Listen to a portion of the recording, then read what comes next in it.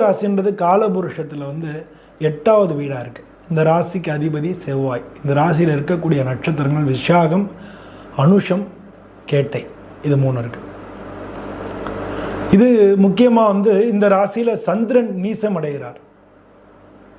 சந்திரன் வந்து நீசமடையக்கூடிய ராசியாக இருக்குது. ஆனால் அதனால ஒரு பாதகம் இல்லை. இவங்களுக்கு அந்த சந்திரன் நீசமடை இந்த வீட்டில் வந்து ராசியாக இருந்தாங்கன்னா கூட சந்திரன் நீசம் அடைஞ்சாலும் பாதகம் இல்லை அப்படின்றத நம்ம புரிஞ்சுக்கணும். இந்த ராசிக்கு இன்னொரு ஒரு சிறப்பு என்னென்னா 2, 5க்கு அதிபதியாக குரு பகவான் இருக்கார். இந்த விருச்சிக ராசிக்கு 2ன்றது வாக்குஸ்தானம், 5ன்றது பூர்வ புண்ணியஸ்தானம். இது 2க்கும் அதிபதியாக குரு பகவான் இருக்கிறதுனால ஜென்ரலாக விருச்சிக ராசிக்காரங்களுக்கு எவ்வளோ கஷ்டப்பட்டாலும் அவங்க வாழ்க்கையில் நல்லா வருவாங்க அப்படின்னு ஜென்ரலாக புரிஞ்சுக்கணும்.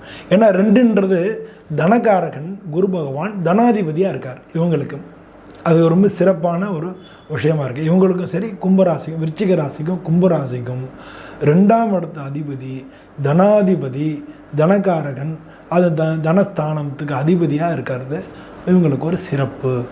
விருச்சிக ராசிக்கும் கும்பராசிக்கும் இது மிக சிறப்பான விஷயம். அதனால் விருச்சிக ராசியாக இருந்தாலும் சரி, கும்பராசியாக இருந்தாலும் சரி, எவ்வளோ கீழே இருந்தாலும் சரி, கண்டிப்பாக அவங்க மேலே வந்துடுவாங்க, பொருளாதாரத்தில் நல்ல நிலைமைக்கு வருவாங்க அப்படின்னு நம்ம புரிஞ்சுக்கணும். இப்போ வந்து விருச்சிக ராசிக்கு தொழில் அப்படின்னு பார்க்கும்போது இந்த 2ஆம் இடம் அதுக்கு குரு, 6ஆம் இடம் அதுக்கு செவ்வாய், அது மாதிரி 10ஆம் இடம் அதுக்கு சூரியன். இது வந்து ரொம்ப சிறப்பான ஒரு அமைப்பு.